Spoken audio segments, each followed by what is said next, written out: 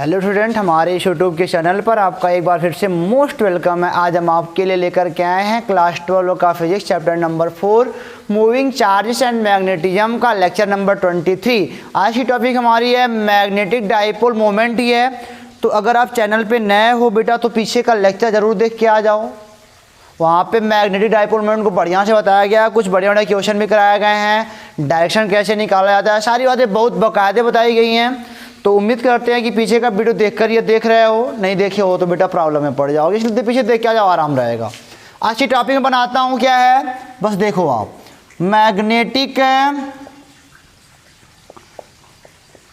Dipole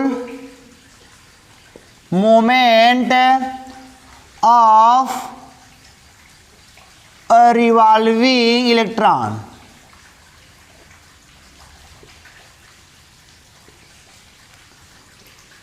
यानी कि एक बेटा इलेक्ट्रॉन जो गोल गोल चक्कर लगाता है, उसकी वजह से कितना बनता है मैग्नेटिक डाइपोल मोमेंट, क्या होता है क्या नहीं, इसे पढ़ना है।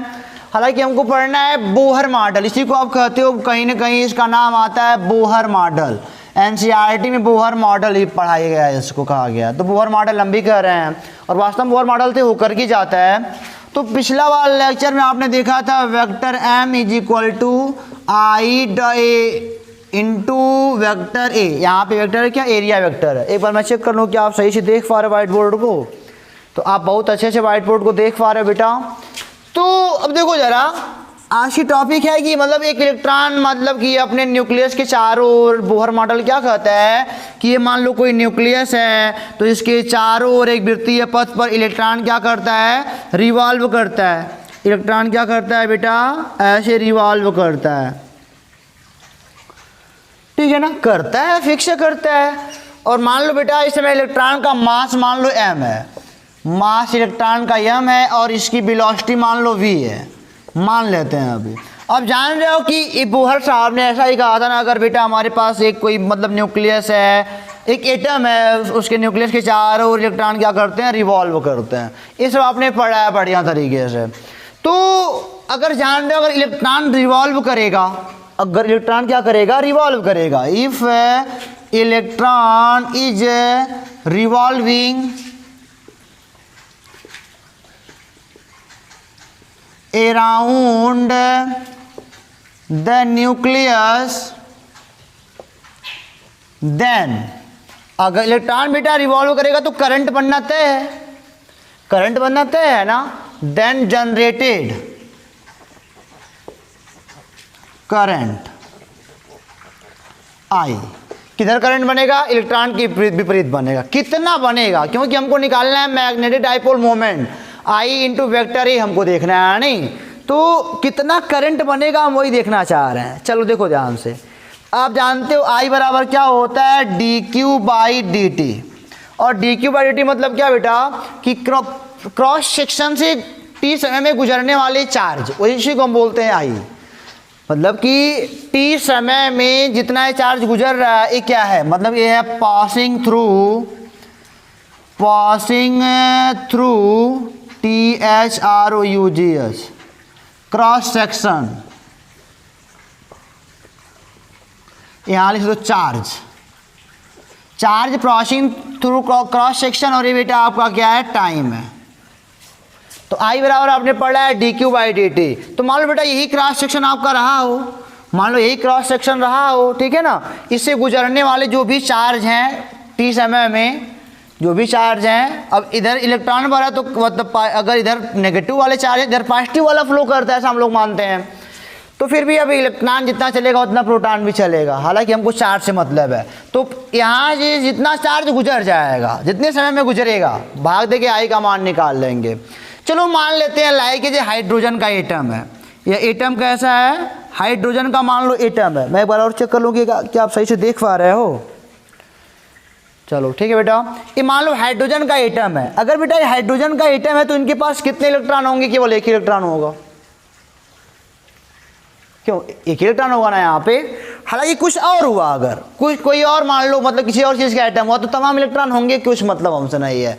एक चक्कर अगर मान लो, एक मिनट इनको मैं आगे बढ़ाता हूँ। आई बराबर आप कह सकते हो कि इस क्रॉस सेक्शन से एक मतलब कि मान लो टी समय में, टी मान लो यहाँ पे 1 टाइम पे, अरे 1 पीरियड का टाइम है, 1 पीरियड का टाइम है, 1 पीरियड का टाइम मान लो टी है, मतलब कि एक चक्कर लगाने में टी समय लगा है, तो यहाँ पे हो जाएगा बटे टी हो जाएगा ना। एक चक्कर लगाने में टी समय अगर लगा है, जो चार्ज है यहाँ पे, हालांकि एटम हाइड्रोजन का ले चुके हो, तो यहाँ पे एक ही तो चार्ज है आपके पास, एक का तो इलेक्ट्रॉन होगा, तो कह सकते हो E/T कह सकते हो। क्यों?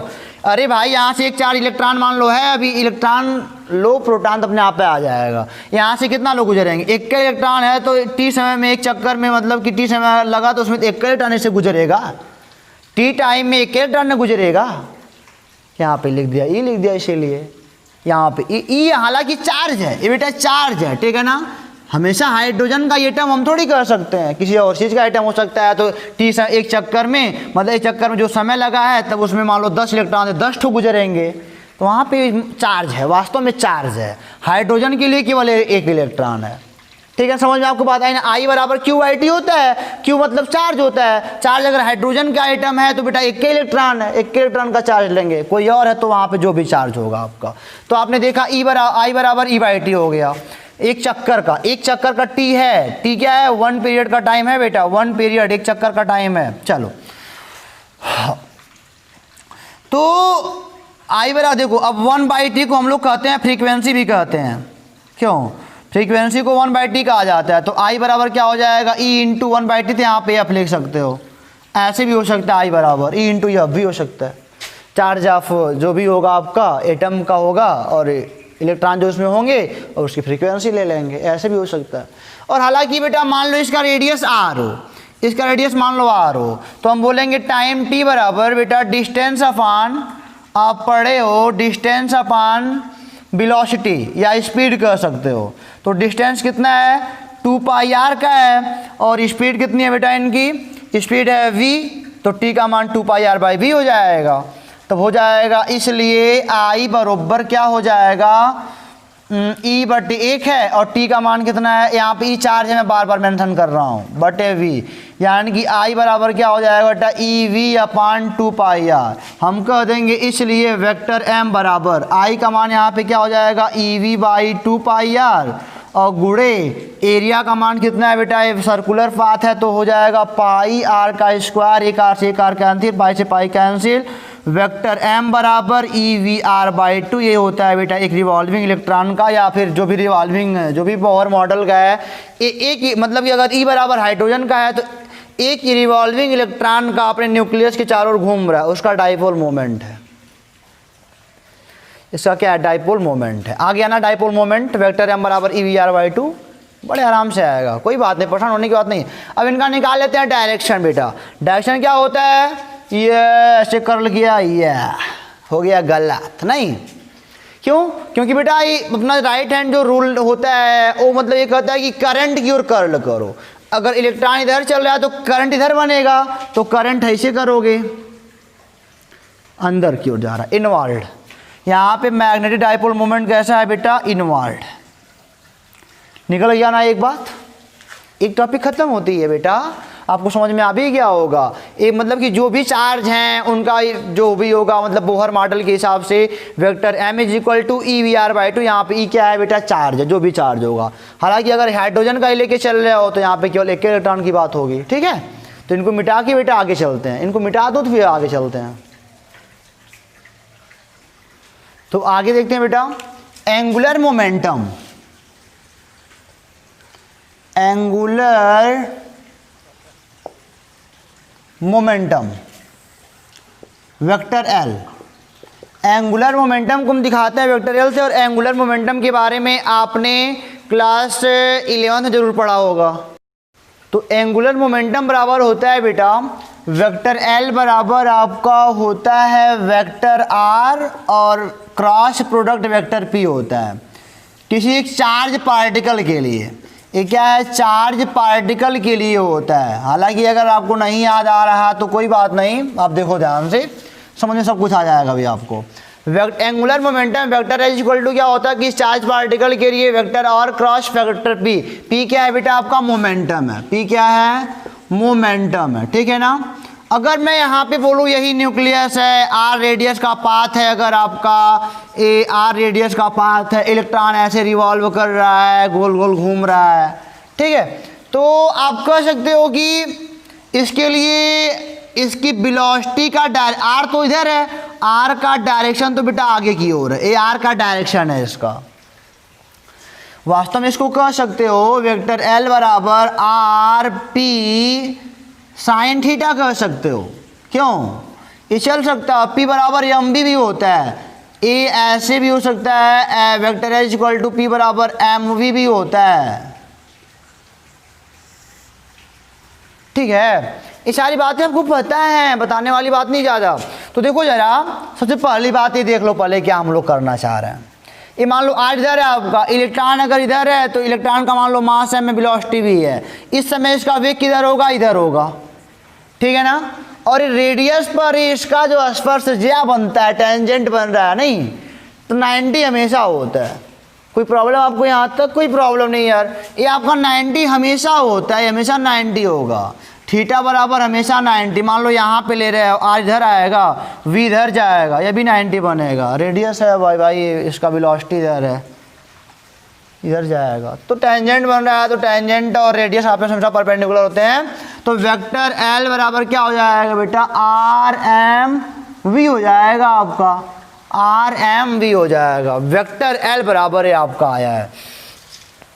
और वेलोसिटी बराबर क्या होता है, अगर आपको पता चल जाए तो बता दो क्या होता है। वेलोसिटी का मान रखने की आवश्यकता है भी नहीं, चलो कोई बात नहीं। वेक्टर एल बराबर आ गया आपका एंगुलर मोमेंटम है इलेक्ट्रॉन का। इलेक्ट्रॉन का बेटा एंगुलर मोमेंटम कितना होता है, एम वी आर कह सकते हो, बढ़िया भाषा में इसको एम वी आर पढ़ा जाता है ना, एम वी आर पढ़ना थोड़ा अच्छा लगता है, M V R. Vector L equal to M V, इसका निकालो डायरेक्शन किधर होगा। ये आपका आर इधर है बेटा और आपका वी इधर है, आर क्रॉस पी है, इधर पी होगा उधर वी होगा। आप कह सकते हो कि यहाँ पे जिधर आपका मतलब कि मोमेंटम होगा या फिर जिधर आपकी वेलोसिटी होगी उधर ही आपका क्या होगा, उधर ही मोमेंटम होगा। जिधर आपकी वेलोसिटी होगी उधर ही बेटा आपका क्या होगा, मोमेंटम होगा। तो इधर ही आपका मोमेंटम है। आर से पी आपको क्या करना है, स्क्रू लेना है। क्रॉस प्रोडक्ट में हमेशा वही काम करना है, आपको स्क्रू लेना है। स्क्रू लेके आर से पी की ओर घुमाओ, आर से पी की ओर घुमाओगे तो स्क्रू किधर आएगा, स्क्रू लग रहा है बाहर की ओर आएगा, तो इसका डायरेक्शन किधर हो जाएगा, वेक्टर एल का बेटा आपका ये हो जाएगा आउटवर्ड। और इन सब के केस में आपने हमेशा पढ़ा है कि vector L perpendicular to vector R and vector L perpendicular to vector P या vector L perpendicular to vector भी, सारी बातें कह सकते हो, सब एक ही बात तो कहते हैं। तो वेक्टर एल इक्वल टू क्या हो गया, एम वी आर हो गया, आउटवर्ड हो गया। हालांकि ये स्क्रू बार बार हम थोड़ी लगाएंगे ना, स्क्रू नहीं लगाना। राइट हैंड निकालो आराम से, जिधर चार्ज पार्टिकल मूव कर रहा है, चार्ज पार्टिकल कुछ भी हो, जिधर चार्ज पार्टिकल मूव कर रहा है उधर अंगुलियों को कर्ल करो, अंगूठा किधर आ रहा है, बाहर की ओर, तो इसका डायरेक्शन कैसा होगा बेटा, आउटवर्ड होगा। और आपको लग रहा है मैंने इसको मिटाया नहीं है मैग्नेटिक डाइपोल मोमेंट को। अब निकालते हैं relation between magnetic dipole moment and angular momentum of electron, angular momentum of electron. बेटा अभी निकालना है रिलेशन, बहुत बढ़िया मिलने वाला है। आप देखो तो जरा यहाँ पे आप कह सकते हो वेक्टर एम मॉड ले लो अपान वेक्टर एल, मॉड में केवल मॉडुलस वैल्यू है, तो E V R by 2 upon इसका हो जाएगा M V R, V R से वी आर कैंसिल आएगा, ई बाई 2 एम। बहुत अच्छा एक्सप्रेशन बेटा, एम बाई एल बराबर क्या होता है, ई बाई 2 एम। ये मॉड की है, मॉड की। अगर कोई कहता है आपसे what is the relation between angular magnetic dipole moment and angular momentum, that क्या बोलोगे आप, ई बाई 2 एम होता है। ये हो गया केवल मॉडुलस वैल्यू। अगर मान लो मैंने बोला यहाँ पे वेक्टर एम लगा दो, यहाँ पे वेक्टर एल लगा दो, तो यही चीज़ क्या हो जाएगा, माइनस ई बाई 2 एम। मैं जानता हूँ कि आपका क्वेश्चन नहीं होगा कि बेटा यहाँ पे माइनस क्यों लगा। माइनस लगने की वजह ये देखो आप, ये हवाला जो आपका डाइपोल मोमेंट है ना, ये आपका इनवर्ड है, और ये हवाला बेटा जो आपका एंगुलर मोमेंटम है बेटा वो आउटवर्ड है। दोनों एक दूसरे के विपरीत हैं, तो यहाँ पे क्या हो जाएगा माइनस। यहाँ पे लिख सकते हो because the direction of angular momentum and magnetic dipole moment are opposite each other. तो दैट टाइम आप देखो बहुत अच्छा एक्सप्रेशन है, आपके एनसीईआरटी की बुक से दिया है, एनसीईआरटी की बुक में क्लास 12 की, और इस पे क्वेश्चन बहुत बढ़िया बनने वाले, क्योंकि आप देखो यहाँ पे कि यहाँ पे लगभग हमने पीछे वाले लेक्चर को लेकर बहुत सारे फार्मूले प्रूव हो चुके हैं। तो आप जब कोई पूछेगा कि बताओ एंगुलर मोमेंटम और मैग्नेटिक डाइपोल मोमेंट का संबंध क्या होता है, तो ये ओनली मैग्नीट्यूड का है बेटा, यह मैग्नीट्यूड विद डायरेक्शन का रिलेशन है, ठीक है ना। इसको मिटा के चलते हैं, आगे देखते हैं क्या कहता है। तो बेटा हम चलते हैं अब बोहर मॉडल की ओर, थोड़ा बड़ा बोहर मॉडल पे बात कर लेते हैं। बोहर मॉडल, बोहर साहब ने क्या बोला था कि the orbital angular momentum of an electron is an integer multiple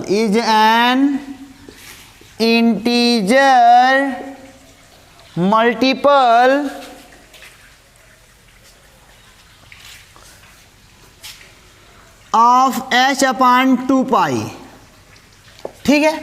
ये आपने पढ़ा है, the orbital angular momentum of an electron is an integer multiple of h/2 पाई। यानी कि आप कह सकते हो कि L वेक्टर L बराबर NH/2 पाई, नहीं कह सकते हैं क्या, NH/2 पाई नहीं कह सकते हैं, where n is equal to 1 2 3 4 5 not 1/2 ना, इंटीजर मल्टीपल, आपने पढ़ा है सब, 1 2 3 not 3/4 not 3/5, only integer multiple, यानी कि 1 2 3 4 5 6 7 8 L is equal to NH/2 pi. अब ये भी आपने पढ़ा है वेक्टर m मॉड का वेक्टर E/2m पढ़ा है आपने, ठीक है ना। तो आप कह सकते हो कि vector m is equal to E/2m vector L, modulus की वैल्यू सारी है, तो ये हो जाएगा vector m is equal to E/2m, vector L की जगह पे वाला मान रख दो, ये हो जाएगा NH/2 पाई, ठीक है, यही वाला वैल्यू हो जाएगा। तो ये हो जाएगा बेटा आपका vector m is equal to हो जाएगा ENH/4 पाई m। लो बोहर मॉडल का यही है आपका बेटा, m बराबर क्या हो जाएगा ENH/4 पाई m। ये क्या है आपका चार्ज है, ये क्या है आपका इंटीजर्स है, और ये क्या है h आपका h/2 पाई प्लैंक कांस्टेंट होता है, नहीं प्लैंक कांस्टेंट होता है h/2 पाई, ये भी आपने देखा है। तो एट लास्ट आपने देखा कि वेक्टर m बराबर NEH/4 पाई m, मॉड में डाल देते हैं, कोई दिशा का वो नहीं है, दिशा का वो बाउंडेशन नहीं है, दिशा लोगे तो माइनस में आ जाने लगेगा, नहीं। तो वेक्टर m बराबर क्या हो जाएगा NEH/4 पाई m। अब इसकी मिनिमम वैल्यू क्या होगी, इसकी मिनिमम वैल्यू क्या होगी बेटा, मिनिमम वैल्यू तो क्या हो जाएगा n बराबर 1, मिनिमम वैल्यु के लिए n बराबर 1 रखना पड़ेगा, तो आ जाएगा ये बेटा आपका मिनिमम में ये हो जाएगा EH/4 पाई m। m क्या है, मास ऑफ इलेक्ट्रॉन है, m क्या है बेटा आपका मास ऑफ इलेक्ट्रॉन है, इसे हम कहते हैं BM का मतलब जानते हो क्या होता है, Bohr magneton, Bohr MAGNETON, Bohr magneton. इसी मिनिमम वैल्यू को हम लोग क्या बोलते हैं, बोहर मैग्नेटॉन बोलते हैं। मतलब कि बोहर मैग्नेटॉन क्या होता है, ये वैल्यू निकाल सकते हो यार, m की वैल्यू पता है, S12y की वैल्यू पता है, E का मान पता है एक इलेक्ट्रॉन के लिए।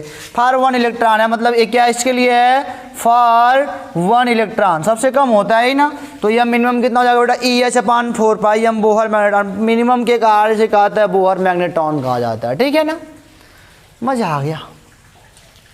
तो बोहर मॉडल के हिसाब से भी हमने देख लिया कि जो मैग्नेटिक डाइपोल मोमेंट होता है ना, NEH/4πm होता है, और फार मिनिमम कितना होता है बेटा, EH/4πm होता है, इसे बोलते हैं that is called Bohr magnetron. क्या बोलते हैं इसको, बोहर मैग्नेट्रॉन। इस पर हम लोग एक क्वेश्चन करेंगे, एक नॉर्मल क्वेश्चन करेंगे जो सबको अपने में समेट लेगा, वही क्वेश्चन करेंगे। तो इसको मिटा के वो क्वेश्चन हम लोग करते हैं, ठीक है, समझ में आपको आ गया ना, अच्छे तरीके से आ गया ना, मिटा देते हैं। ये सब मॉड है, मॉड है, अगर मॉड ना होता तो चेंज करना पड़ता साइन को, नहीं, ये सब मॉड है, इसको मिटाते हैं बेटा। अच्छा, इसमें एक बात और छूट गया था, बता देता हूँ।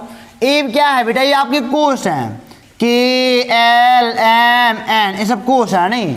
कभी कभी पूछेगा कि बताओ m कोस का कितना होगा डाइपोल मोमेंट, तो n का मान क्या रखना पड़ेगा, n का मान 3 रखना पड़ेगा। कहीं पूछेगा n कोस का बताओ कितना होगा डाइपोल मोमेंट, तो n का मान 4 रखना पड़ेगा। l कोस का तो ये हो जाएगा 2 रखना पड़ेगा, n का मान, k कोस का 1 रखना पड़ेगा। तो ये सब जानना आपके लिए जरूरी है कि ये सब KLM सब कोस है ना, सब सेल्स हैं। तो ये कोई पूछ देता है कि L सेल के लिए बताओ कितना होगा मैग्नेटिक डाइपोल मोमेंट, तो क्या n का मान 3 रखना पड़ेगा। आ गया ना आप समझ में।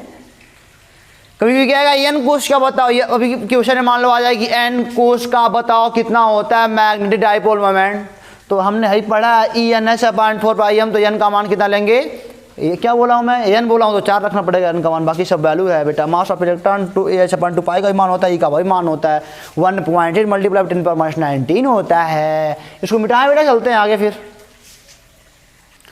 तो बेटा ये आपका क्वेश्चन है कि हाइड्रोजन एटम में इलेक्ट्रॉन 5.3 × 10⁻11 मीटर त्रिज्या की कक्षा में 2.2 मीटर पर सेकेंड की चाल से गति कर रहा है। इलेक्ट्रॉन घूर्णन का चुंबकीय आघूर्ण, चुंबकीय आघूर्ण मतलब वही मैग्नेटिक डाइपोल मोमेंट, तब तक मैंने हिंदी नहीं बोला था, मैग्नेटिक डाइपोल मोमेंट। तो हाइड्रोजन का एटम है, 21 इलेक्ट्रॉन है वहाँ पे होगा, तो ये हो जाएगा m बराबर आपने पढ़ा EVR/2। अभी यही से पढ़ क्या है वो कि m बराबर क्या होता है, EVR/2। ये कहाँ से आया था बेटा, आपने पढ़ा था m बराबर I डॉट एरिया वेक्टर था, यहीं से हमने इसको लाया था। I बराबर भी हमने कहा था E/, आप टी कर लो, तो I बराबर आपने कहा था E/1 ये होगा डिस्टेंस 2πr बाई v, यहीं से आया था I का मान EV/2πr, ये वैल्यू यहाँ पे रखी थी π² मान की, तो EVR/2। E का मान कितना है, इलेक्ट्रॉन है तो 1.6 × 10⁻19, और इसका वेग दिया है 2.2 × 10⁻6, और रेडियस कितना दिया है 5.3 × 10⁻11/2। लगा दो, आ जाएगा जो भी आएगा, ampere metre square, ampere metre square. Class 12 में हो बेटा, गुणा भाग तो आता है, वो कर डालना, आपका होमवर्क है, ठीक है ना। यहाँ पे आंसर अपना लिख लेना। फिर चलते एक मस्त अगले क्वेश्चन के, उसको मिटाते हैं। तो बेटा ये आपका अगला क्वेश्चन है, हाइड्रोजन एटम के बोहर मॉडल में इलेक्ट्रॉन नाभिक के परितः 5.3 × 10⁻11 मीटर की त्रिज्या के वृत्तीय पथ पर इतना चक्कर पर सेकंड की आवृत्ति से घूम रहा है। देखो क्या क्या दिया है, आर का मान, रेडियस का दिया है मान 5.3 × 10⁻11 मीटर, और बेटा एटम हाइड्रोजन 1 इलेक्ट्रॉन होगा, और ये फ्रीक्वेंसी भी दी गई है आपको 6.8 × 10⁻15 चक्कर पर सेकंड दिया गया है। तो बी का मान पूछ रहे हैं, केंद्र पर बी का मान आप जानते हो कितना होता है, μ0I/2r होता है। और द्विध्रुव आघूर्ण पूछ रहे हैं, चुंबकीय द्विध्रुव आघूर्ण, मैग्नेटिक डाइपोल मोमेंट। अभी आगे आएगा बल आघूर्ण आएगा, अगले टॉपिक में बेटा हो। तो ये पूछ रहे हैं m बराबर बताओ क्या होता है I, और ये होता है आपका एरिया वेक्टर। हाइड्रोजन एटम में गोल गोल गोल गोल गोल घूम रहा होगा ऐसे, कोई बात नहीं। I का मान कैसे निकलेगा, I का मान दिया नहीं है, तो हमने बहुत बढ़िया से पढ़ा है I बराबर क्या होता है, E/T होता है, यानी कि कह सकते हो E.m हो सकता है, क्योंकि यह बराबर क्या होता है 1/T होता है। E का मान 1.6 × 10⁻19, F का मान 6.8 × 10⁻15। इतना कर लोगे ना, आई का मान तो आपके आ गया, आई का मान आ गया, यहाँ रख के निकालो, आर का मान दिया ही है, और ए का मान यहाँ पे हो जाएगा बेटा आई का मान 1.6 मल्टीप्लाई बाई 10 पे पावर -19 गुणे 6.8 मल्टीप्लाई बाई 15 10 पे पावर और गुणे एरिया का मान पाई आर का स्क्वायर, आर का मान यहाँ से पुटअप कर लो। हम खाली तरीके बता रहे हैं, आंसर आप लगाओ खुद, मेरे बस की बात तो नहीं है, तुम खुद करो वो सब, ठीक है। तो सवाल लगा सकते हो, खाली आपको मान निकालना है, बस प्रोसेस कैसे है। और जो सारा वीडियो पीछे का भी देख के आए हैं, ये भी देखे हैं, तो प्रोसेस तो उनको बहुत बढ़िया समझ में आ रहा होगा, और जो नहीं देखे हैं उनको कब वो नहीं आएगा। इनको मिटाते हैं फिर आगे चलते हैं। लो अगला क्वेश्चन, इससे कठिन क्वेश्चन बेटा आपका आ ही नहीं सकता। करें आर त्रिज्या की एक रिंग पर, आर त्रिज्या का कोई वलय है, हिंदी में वलय कहते हैं, आर त्रिज्या का कोई रिंग है बेटा, आर त्रिज्या का है, ठीक है ना, स्मॉल आर। एक रिंग पर क्यू आवेश एक समान रूप से वितरित है, क्यू आवेश ऐसे वितरित है, डिस्ट्रीब्यूट है, यूनिफॉर्मली डिस्ट्रीब्यूटेड है।